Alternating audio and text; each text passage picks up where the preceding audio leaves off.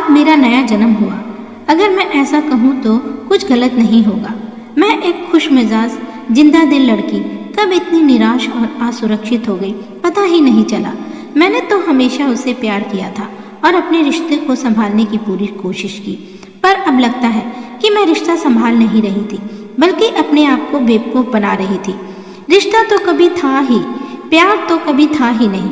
जो कुछ था वह सब स्वार्थ या उसका स्वार्थ, जो मुझे ऐसा घाव दे गया जिसके निशान मेरे मन और शरीर पर दोनों पर रहेंगे हमेशा हमेशा के लिए। अभी मैंने बीए ही किया था कि मेरी शादी की बात चलने लगी। रिश्ते की एक मौसी ने मेरे लिए इतना अच्छा रिश्ता भेजा कि माता पिता मना ना कर सके। वह मुझे देखने आया तो मुझे दिल में डर के साथ एक गुदगुदी थी। हम कुछ देर एक दूसरे के साथ बिताने के लिए छोड़ दिया गया। रवि, हाय कैसी हो? मैं, जो अच्छी हूँ। आप कैसे हैं? रवि, कुछ देर पहले तक तो ठीक था, पर लगता है अब दीवाना हो चुका हूँ तुम्हारा। ना चाहते हुए भी मुझे हंसी आ गई, मैं खुद को रोक न सकी। रवि, कितनी सुंदर हंसी है तुम्हारी। कॉलेज के लड़के तो इस हंसी पर जान देते होंगे। मुझे क्या पता, मैंने कंधे उचक कर कहा। रवि, उफ ये सादगी, मैं तो फिदा हो गया। लड़के वाले शादी के लिए तैयार थे। हमारे परिवार को भी रिश्ता मंजूर था। सो अनन फनन 1 महीने के भीतर ही ससुराल पहुंच गई। दिन भर की थकान से कब सो गई पता नहीं चला। रात में रवि ने झंझोर कर उठाया। रवि, आज हमारी सुहागरात है और तुम सो रही हो। क्या अपने कॉलेज के बॉयफ्रेंड से बिछड़ने का गम खाए जा रहा है? चिंता मत करो, मैं तुम्हें उनसे ज़्यादा प्यार करूँगा, उसने हंसकर कहा। पर यह मजाक मुझे भेद गया। मैंने कहा, मेरा कोई बॉयफ्रेंड नहीं है।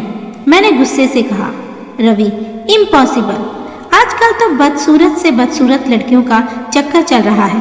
फिर तुम कैसे बच गई? तुम तो को एजुकेशन कॉलेज में पढ़ी हो ही नहीं सकता कि तुम्हारा किसी लड़के से दोस्ती ना रही हो। कोई बात नहीं, पति और पत्नी के बीच कोई भेद नहीं रहना चाहिए। मेरी भी कुछ गर्लफ्रेंड थी, मैं तुम्हें उनके बारे में बताता हूँ और तुम मुझे अपने बॉयफ्रेंड के विषय में बताओ, ताकि कभी मेरी गर्लफ्रेंड मुझे या तुम्हारा बॉयफ्रेंड तुम्हें ब्लैकमेल ना कर सके। मैं आपसे बार बार वही दोहरा रही हैं। मैंने कहा ना, मेरा कोई बॉयफ्रेंड नहीं है। रवि, अच्छा बाबा सॉरी, तुम सती सवित्री हो, पर मैं तो सत्यवान नहीं। मेरी गर्लफ्रेंड थी, पर अब मैं वादा करता हूँ कि मेरी जिंदगी में तुम्हारे बाद कोई नहीं आएगा। उसने मुझे गले लगा लिया और कुछ प्यार भरी बातें की, जिससे मेरा गुस्सा जाता रहा। शादी के 1 महीने बाद मैं पति के साथ दिल्ली शिफ्ट हो गई। शुरू में इस तरह के ताने सुनकर लगता था कि यह सामान्य बात है। शायद सभी पति अपनी पत्नी के पुराने आशिकों को लेकर इनसिक्योर होते हैं।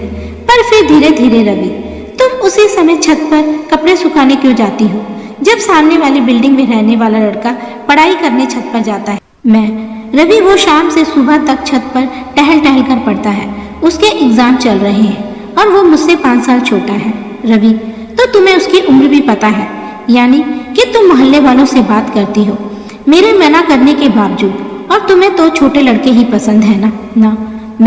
क्यों, तुम्हें ऐसा क्यों लगता है? रवि, जाने दो, मेरा मुंह मत खुलवाओ।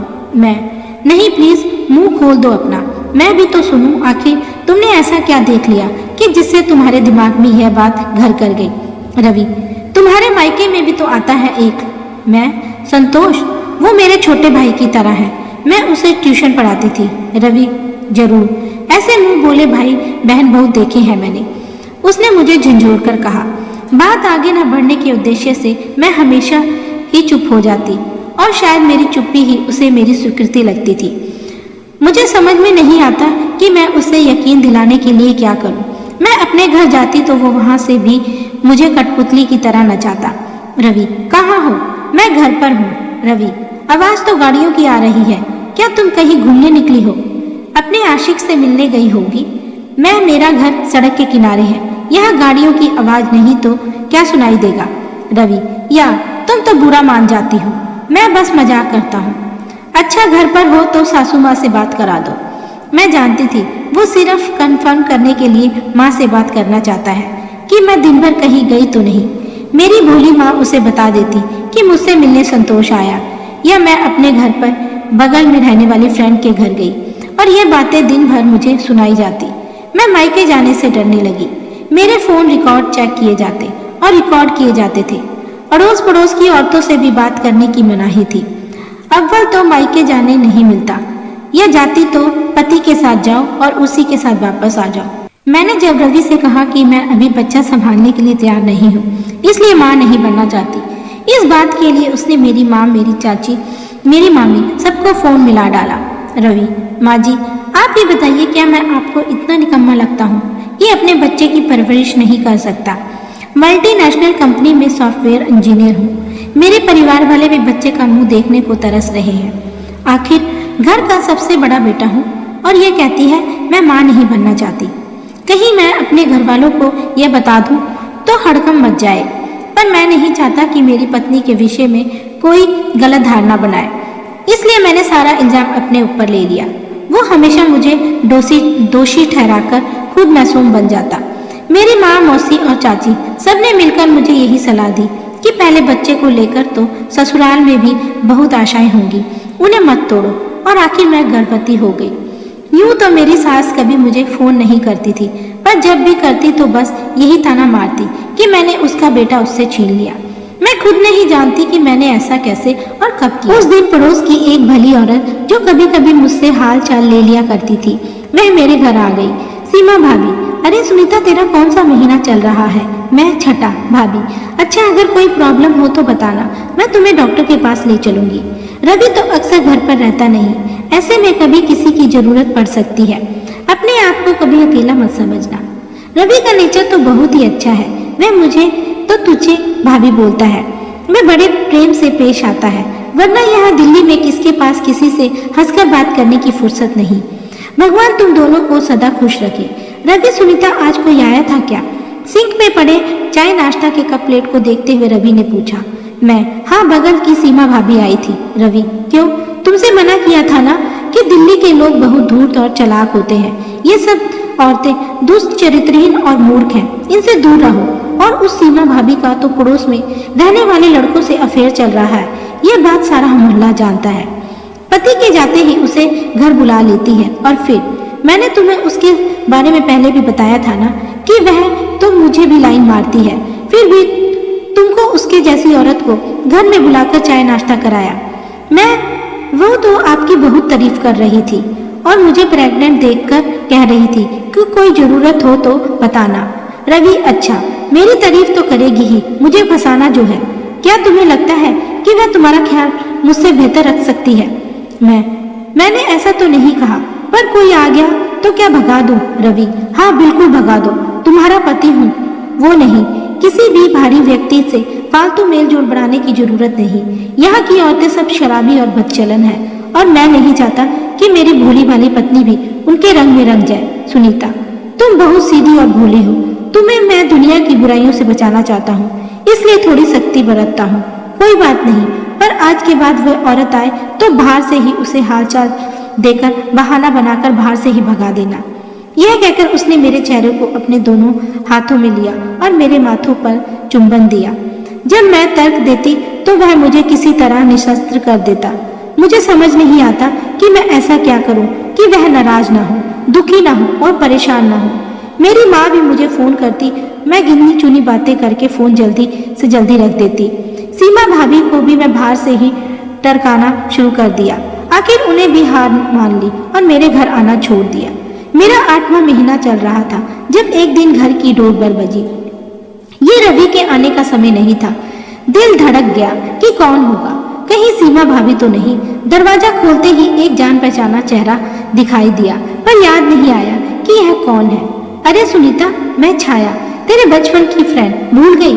यह मेरा नया रूप देखकर कंफ्यूज हो गई। उसने अपने चर परिचित अंदाज में मटक मटक कर कहा, छाया मैं तेरे बचपन की सहेली थी। हम एक ही स्कूल में कॉलेज में पढ़ते थे, हमारे घर भी आसपास थे।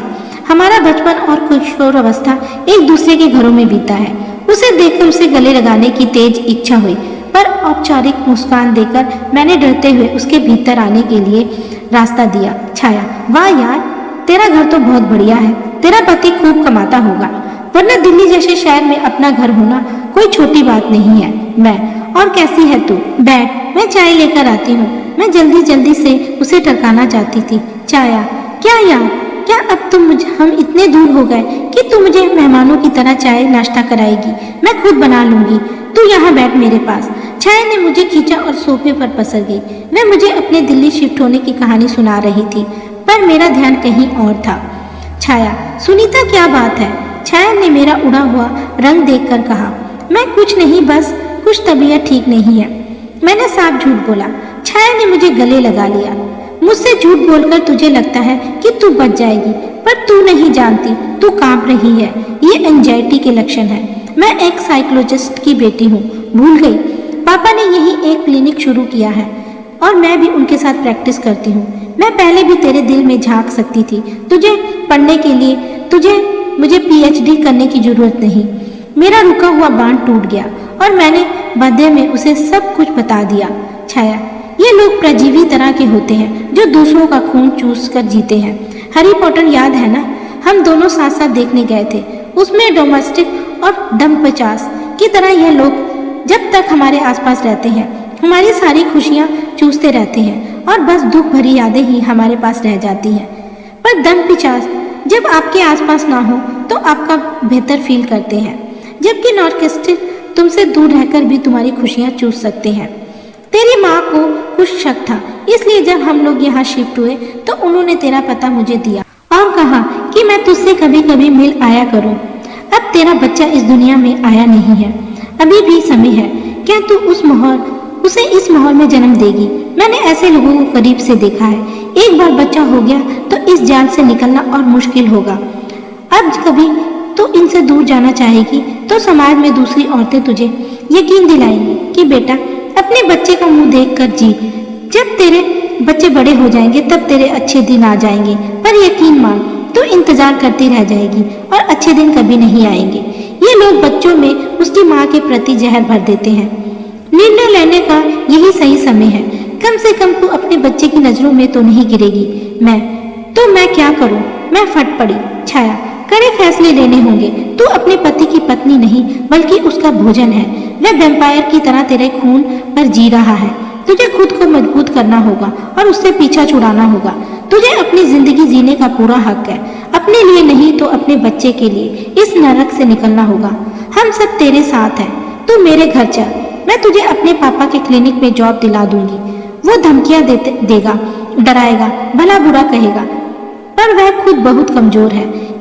ये एक यकीन मान, तेरा डर ही तुझे ताकत दे रहा है, वरना वह किसी खरगोश का भी नहीं मार सकता। छाया ने बहुत देर तक मुझे नार्सिसिस्टिक की कहानियां सुनाई और मुझे अपने पति से तलाक लेकर नया जीवन शुरू करने का सुझाव दिया। मैं उसी समय अपना सामान बांधकर वहां से चली गई। उसके बाद शुरू हुआ मेरे और मेरे परिवार के लिए भयानक त्रासदी का दौर। वो दिन भर मेरे घर वालों को और मुझे धमकियां देता। इसी बीच एक बच्ची की माँ बन गई। मैंने उसका फोन ब्लॉक पर लगाया, पर छाया ने हटा दिया, यह कहकर कि इसकी धमकियां कोर्ट में इसके खिलाफ काम आएंगी। रवि, मैं तेरे जैसी छलान और उसकी निजायज औलाद को एक फूटी कौड़ी नहीं दूंगा। मैं नौकरी छोड़कर सन्यासी हो जाऊंगा, ना कमाऊंगा ना काम करूंगा। फिर तू कैसे मुझसे कंपनसेशन ले सकेगी? मुझे कंपनसेशन नहीं चाहिए। मैं म्यूचुअल सेपरेशन के लिए तैयार हूँ। बस तुम मेरा पीछा छोड़ दो, मैं अपनी बच्ची खुद पाल लूंगी। रवि, तू और तेरी बेटी दोनों छिलाना करके पेट पालोगी। तू नहीं जानती समाज में अकेली औरत की क्या दुर्गति होती है। तेरी बेटी को भी लोग हमेशा बुरी नजर से ही देखेंगे और बड़े होते होते वह भी तेरी तरह छिलान बन चुकी होगी। अभी भी वक्त है, लौट आओ। सुनीता, मैं तुमसे बहुत प्यार करता हूँ। मैंने कभी भी तुम पर हाथ नहीं उठाया, वरना कई पति अपनी पत्नियों के साथ कैसी बर्बरता करते हैं। हो सकता है मैंने कभी कभी तुमसे सख्ती बरती हो, पर मैं माफी मांगता हूँ और तुम्हारे साथ नई शुरुआत करना चाहता हूँ। वो मेरी भी बच्ची है, उसे अपने पिता का प्यार मिलना ही चाहिए। मैं उसे राजकुमारी की तरह रखूंगा। वो अचानक नरम और अचानक गर्म हो जाता, ऐसे रोने लगता कि पत्थर भी पिघल जाए, पर मैं नहीं पिघली। वो अचानक नरम और अचानक गर्म हो गया, ऐसे रोने लगता कि पत्थर भी पिघल जाए, पर मैं नहीं पिघली। मैं अभी कुछ देर पहले ही तो तुमने उसे नाजायज पुकारा था। इतना सुनते ही वह अपनी लैंग्वेज पर उतर आया। उसे मेरी ना बर्दाश्त नहीं होती। रवि चीखता रहा और मैंने फोन एक तरफ रख दिया। फोन नहीं काटती थी क्योंकि छाया के अनुसार उसकी धमकियां कोर्ट में हमारे फेवर में काम आएंगी। आज तलाक के पेपर हाथ में लेकर मैं बता नहीं सकती मैं कितना हल्का महसूस कर रही हूँ। यह एक नई शुरुआत है